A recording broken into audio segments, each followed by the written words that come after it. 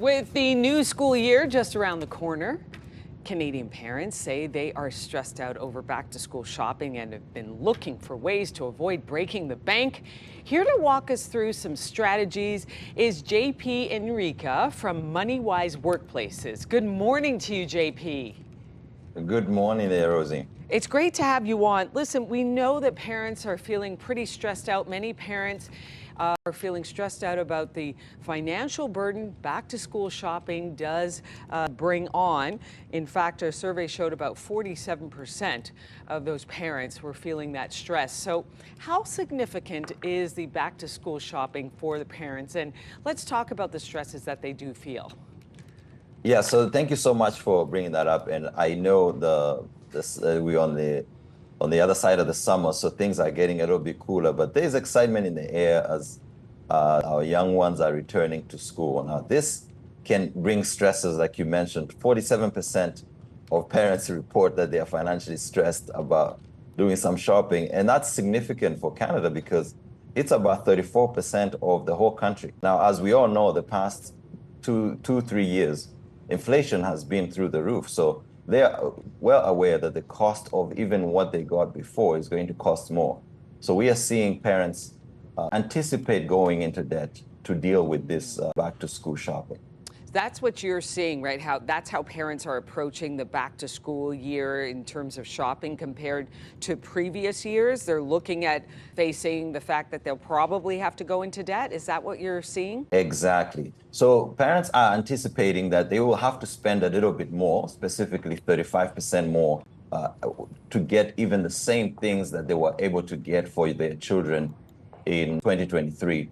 And this is significantly because even though the Bank of Canada came out a couple of weeks ago and said the rate of inflation has started to ease a bit and it's at 2.5 right now, the prices are still significantly high. And for most parents, that is going to bring in a little bit of a pinch as far as budgets are concerned.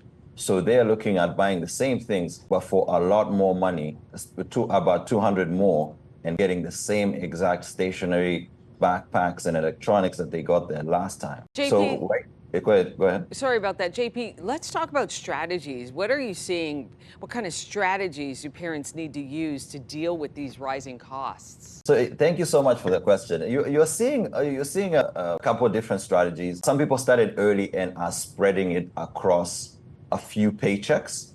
And as we speak now, it's the real excitement is in the air. Final week. And for those who are in this position, I will give some tips. But for those who have started shopping before, from what we heard from NerdWallet doing the report of over 1,000 parents who are shopping for about 4 weeks, spreading it out to this final week to make sure that it doesn't all hit at once. But sadly, everyone has, even the ones that have done it before, a majority of them expect to spend on their credit cards. Only about a quarter of parents are planning to spend in cash.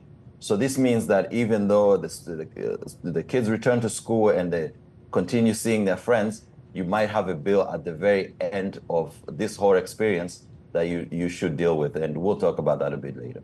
Okay, I've got one final question for you because we're quickly running out of time, unfortunately, JP. But what are the tips that parents can use to cope with rising costs, inflation, and the strain on the budget? Amazing question. So the first thing to do is to make a budget. What do you need and focus on the essentials.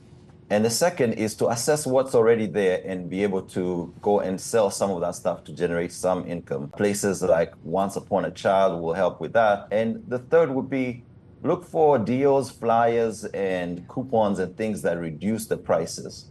If you're doing it a bit last minute, you can save the winter gear and the winter stationery for the next term and semester so that everything doesn't hit at once.